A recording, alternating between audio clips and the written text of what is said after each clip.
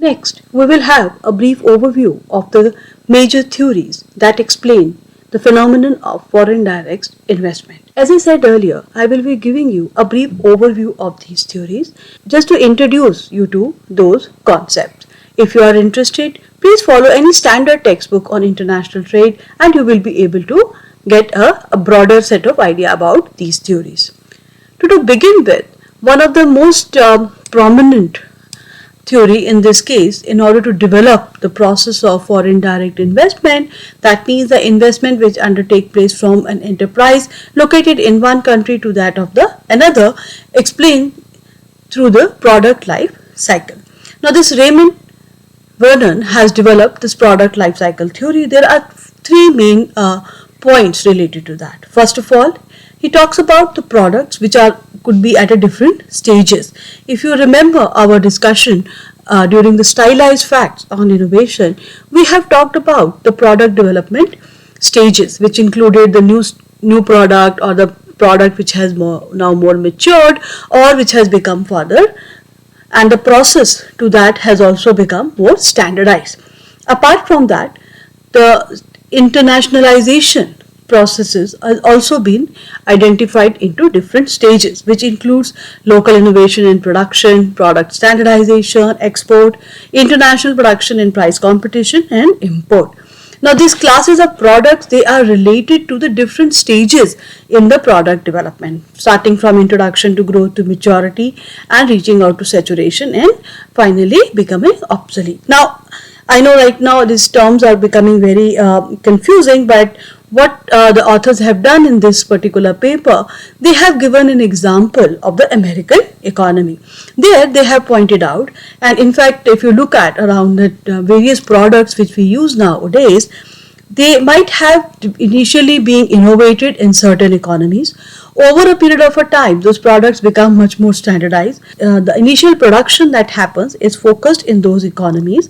Over a period of a time, what we have seen is that the product initially begin to get exported to other economies.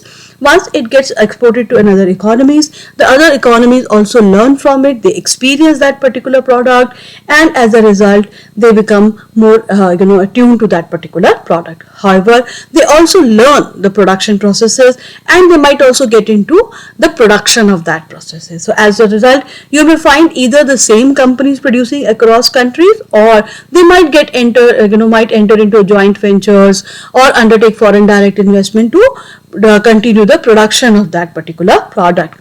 This process will go on till a particular stage where this product is rather very standardized. The competition in that particular product is more related to prices, and as a result, an economy which has initially introduced the product and the innovative product that they have done, it would rather be imported from the other economies. The most important example which is given in this case is of the photocopier, which was developed in 1960 by Xerox. What we have seen that after its initial introduction, it started the production. The Xerox actually entered into a joint venture called as Fuji Xerox in Japan and ran Xerox in Great Britain, and then what happened was that the patent also expired after 20 years. So the competition began to emerge from economies including Japan and Italy when you saw the rise of the companies like Canon and Olivetti. As a result, that the competition now began to come in the price, that means how to have a reduced price of that particular product. So that is from one advanced economy to the other advanced economy. The movement happened from America to Japan. Later, even within Japan, you will find that over a period of a time, the Japanese companies also shifted the production to other developing economies like that of Thailand. So we will try and understand this particular process in the diagram given from Professor Raymond. So here what happens is we will start with the initial country, which is rather advanced. Then we move on to other advanced economies, and then we moved on to the developing countries. So here you may have the developed economy, then you may have other developed economies or other advanced economies.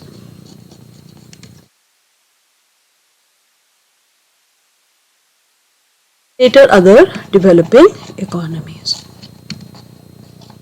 So on the x-axis you have the time duration, and then here you have the exports and the imports and the domestic consumption. So there what you see is, it's like, let us divide them into the three stages.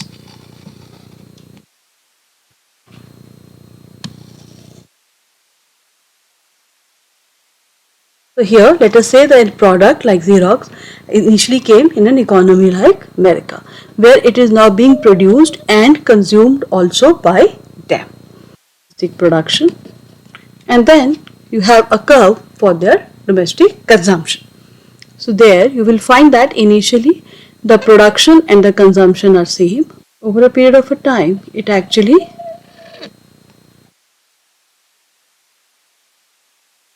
diverges. So where is this divergence going now? So you find that the production is more than the domestic consumption. That means now this amount is being exported to the other economies, right? So amount is actually now being exported to the other countries. That is fine. So these are their exports and these are their imports. Fine. Now what is happening in the other developed economies? What we find here, like here you have to identify this point of a divergence, where you see that now the initial economy which introduced the product is rather producing more and consuming less. So that means, picking up from that point, you have now a point where you will see that the consumption actually starts in the other advanced economies. In the initial stages, there is a possibility that there may be no production or a very lower production. So this is their production curve, right? So there you find that these are initially the imports, and because the difference between the production and the consumption is rather met through the imports which are now coming from the initial country which has introduced the product. Now apart from that, what we'll see that in the other developing economies also there is a phase of the consumption and the production. Like we said that the companies will now go to the other economies, and once the product has become a more standardized, now what they are looking for is the standardization in the process, and in that particular process the idea is to look forward to reduction in the cost of the prices. So you are now looking for the locations where you will be able to reduce the cost of the production. As a result, what will happen is that you will now look for a cheaper locations to produce the commodity, and that is where then you have seen that the countries like in the developing economies with the lower labor cost will become more prominent in the production activity. So there is a possibility that initially there is a certain amount of a consumption and no production happening, but later maybe a certain production begins to emerge. So this is the consumption and this is the production for the developing economy. So these are their initial, because of these divergences, that means these are the imports here. Okay, and here you will find now this would be the amount where the production is now more than the consumption. This is now being exported. These dashed areas, so these squared areas wherever we are making are basically the exports coming from the other developed economies and the developing economies. And there the competition in terms of prices is something which is of relevant. For instance, now let us go back to the earlier points which we have raised. So we have three classes of product: a new product, a matured product, and a product which is maturing, and then a kind of a standardized product as such. So maturing, the process is still going on. There might be certain features that might still be added, certain attributes might be removed, or maybe other variants are now being introduced before it actually becomes standardized. New is like an absolutely new kind of a let us say product which is now reaching to the market. Now, in terms of product development, you see that initially a new product will be introduced. You will find that will be a growth of that particular product selling as such, and then over a period of a time, it will reach to a maturity level.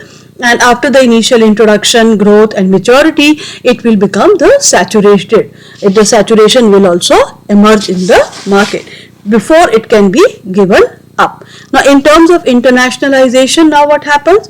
So there would be local innovation and production, like we saw in the case of the developed economy. After that, once the product has now been standardized, you will find that the companies will rather be exporting the product to the other markets. Now it has been exported to the other markets. There is a possibility that at a later stage, the international production will begin to emerge, like we have seen in case of the other advanced economies and in case of the developing economies also. Here the focus will in fact become initially the price competition. And lastly, the initial economy which has introduced the product will rather be now importing. So here you see that the first economy which actually introduced the product, was producing and exporting it for a very long time, is now importing the particular product. In this case, clearly the role of the foreign direct investment becomes prominent. Like I gave you an example of Xerox, where you find that they get into maybe joint ventures, or they undertake investment in the other economies. Investment in the other economies also become prominent when you are looking for the standardization of the prices. International production also become important when you are looking for the reduction in the prices of the commodities. And then clearly here the one very important factor which also play a role is that of the patent. One can say that if the same company now takes patent across the other countries, then the commercialization in the other economies by the competitors may be rather limited. However, we have seen that when we talk about patents, definitely there are certain limitation in terms of an absolute monopoly that might be given, because there might be competing products. Moreover, there is also a lifespan given to the product regime as such. In case of a Xerox also, you see that a major competition began to emerge after their initial patent expired, which came from a Japanese company like Canon and Olivetti, like I said earlier. So clearly this particular product model, why I'm explaining it to you in the context of a foreign direct investment and the role of multinational enterprises, because of the various dimensions related to it. First of all, this is also a very interesting model to understand the introduction of the newer products from the developing countries context. So if you think from a developing countries point of view, clearly they will get an exposure to the newer products which might be created or innovated into the other economies. After developing certain understanding of those products, the companies in the developing economies may rather develop or may get engaged into their production. They may get into some kind of a collaboration with the initial innovators. They will develop their own technological capabilities. So this is a very important model through which you can explain the development of the technological capabilities within the developing economies, which are initially at a laggard stage. They are not technological leaders in the international market. Technological leaders may be few countries, and through this particular process you find that the capabilities are now developed in the other developing economies also. Apart from that, you see that this also relate very closely to the product development, which we have talked about, the patterns of the innovation as such. Moreover, it also brings in the discussion about the patents and the role of the patents in determining the technological capabilities of the developing countries. Most importantly, also retaining the technological capabilities and leadership of the developed economies. Now, what will happen if you see that this process is effectively saying that over a period of a time, like we have now seen in the recent times, it may so happen that the new product need not come from only few centered. It may actually spread to the other economies, because the developing economies have established certain capabilities. As a result, the generation of new products need not be concentrated in the few pockets of the world. In order to ensure that they are technological leadership is retained, developed economies has to keep running in the same place in order to maintain their position. So that means the developed economies have to continually involved in the innovation in order to maintain the leadership position that they have. In the recent times, we have also seen that this model has been critiqued a lot, and that is because of the recent developments. First of all, it does give an extremely ethnocentric explanation of the investment and how it flows from one country to another. Apart from that, in the current scenario, what we have seen, that there is the lag which is involved in terms of introduction of the product into the newer market is rather reduced. What we have is basically a simultaneous introduction of the new products by the companies in various markets. Then if you now align this with the globalization of production, once again the question will arise that if that is the case, then the complete innovative product, is it possible that it will be coming and produced only in one economy, or is it that the certain components would be coming through? So clearly, as developments has happened in terms of international trade, you find that there are critiques and criticism of this particular model as well. So the next model which we will talk about, popularly called as an OLI theory, ownership, locational and internalization theory. Here, given by Dunning, we talk about the different types of ownership specific advantages which are now owned by for certain companies which might have their operations in a country. Now, these ownership specific advantages can take a form of maybe a legally protected right, patents, brand names, trademark, commercial monopoly, acquisition of particular raw material. So, but there could be different sources through which this ownership specific advantage may emerge. Now, having that ownership specific advantage will now give a confidence to the firm to reach out to the markets beyond their own national boundaries. Because if you now want to go into another economy and have to compete with their domestic firms, clearly it is required that you must have something different, something an edge over the domestic firm, because domestic firms are already operating there and they have very well understanding of the domestic market, domestic policy space, the availability, distribution channels and availability of raw material. So if they already have that kind of access to information and experience with respect to the working of a domestic economy, then for a foreign company to come and operate in this economy, they definitely need to have an edge, and that edge can come through having this particular kind of an ownership specific advantage. Maybe they know the kind of product which we have is now not being there in the market, and this is also protected through the patents. The brand name which we have is once again not something which can give us an edge over the domestic firms. So having then ownership specific advantage will give a motivation to a company to look for locations to invest. So once they decide that okay, we want to go and invest in other economies, the next question will be where we should go and invest. There the investment related decision will be influenced by various factors from the different countries. It will, the location endowment, if you look at it, it will explain whether the firm will supply that market by export or by local production. Like I said earlier, that a company can become international by merely exporting. However, in order to become a multinational enterprise where you have the production look around the different countries, means that you would have to now undertake investment, foreign direct investment. Now this particular decision whether to merely export to that market or whether to undertake production in that market will be determined by various factors which are now specific to the location. That is, say for instance, a company has to decide where to invest, and then they have two countries, maybe a country A and a country B. So now what they will do, they will compare maybe the infrastructure which is available in those economies, what is the transport cost, whether the raw material is available there or not, whether what is the ease of doing business in those economies, what about the tariff rates, etc.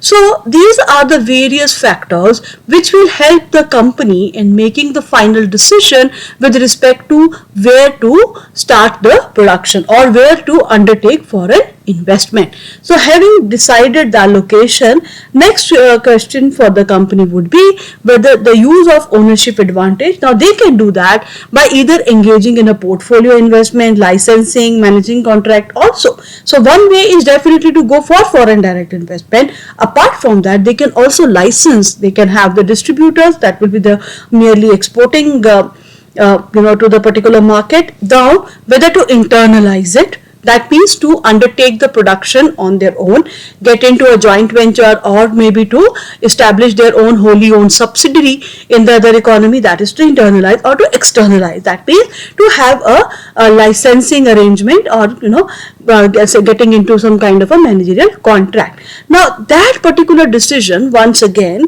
will depend upon the transaction cost which is engaged in contracting, right? So what are the whether you should be able to write a particular contract, what would be the contractual terms, whether you'll be able to identify the specific party where you will be company will get into a transaction, what would be the enforcement of the contractual terms. Suppose there is a litigation, then what happens? Is the litigation in those countries fast or slow?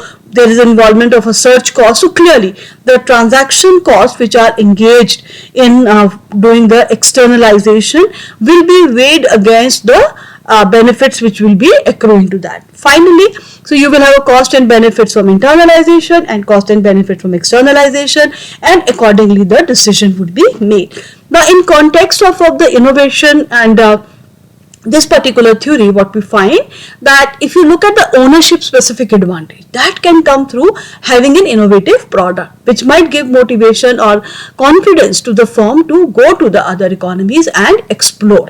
Similarly, the role of the intellectual property right will be very prominent, because that can be one important determining factor with respect to the location as well. So you realize that these are these 2 points are embedded within this theory when you talk about the decision of the foreign firm with respect to making a decision whether to undertake investment in the another economy or not, which economy whether to make an investment, and finally what type of investment to be made. So a lot of literature and including empirical works has focused on this and tried to find out the locational factors and the factors which influences the internalization and the externalization decision of the companies. So then that is what I was talking about: exporting, licensing, or whether to go for foreign direct investment, joint venture, wholly owned subsidiaries. So these are the internalizations. This is the externalization and externalization. Licensing means granting a foreign entity the right to produce and sell the product in the foreign market and get certain royalty from them. The last theory in this context is that of a resource-based view. Here once again the idea is that the company may have an access to certain resources which will give them a motivation to go and invest in the other economy. So where is that resource located? So that list of the various items which can give them that kind of an edge comes from either the physical resources or from the human resources or from the organizational resources. So physical resources could be tangible assets, maybe plant, equipment, land, inventory, some intangible assets which we have already discussed in terms of a reputation, brand name, copyright, patent, etc. Human resources also very important, the kind of an skill that you may have in your own company, the education experience, the staff members. Organizational will include basically the corporate culture, organizational structure, procedures, guideline, etc. So any of those which will give you an edge and will motivate you to invest in other economies. Last point in that context for us to understand is, which will now take us to our main point, is with respect to the composition of the foreign direct investment. It is very closely related to the externalization and internalization argument that we had earlier. So we talked about the externalization in terms of the exports, right? Distributing the product in the foreign market. Apart from that, if you undertake foreign direct investment, either whatever the channel that you may choose, maybe a joint venture or maybe a wholly owned subsidiary, then you are into the production phase. Now the last, so from a point of view of a host economy, when you talk about, then clearly distribution entails that you will now have an exposure or access to a different product which might not be available through the domestic producers in your economy. Then through the production, clearly it is a step ahead. Why? Because through the production, now the company might have to, once again, they can either go for a greenfield one or they can go for a brownfield one.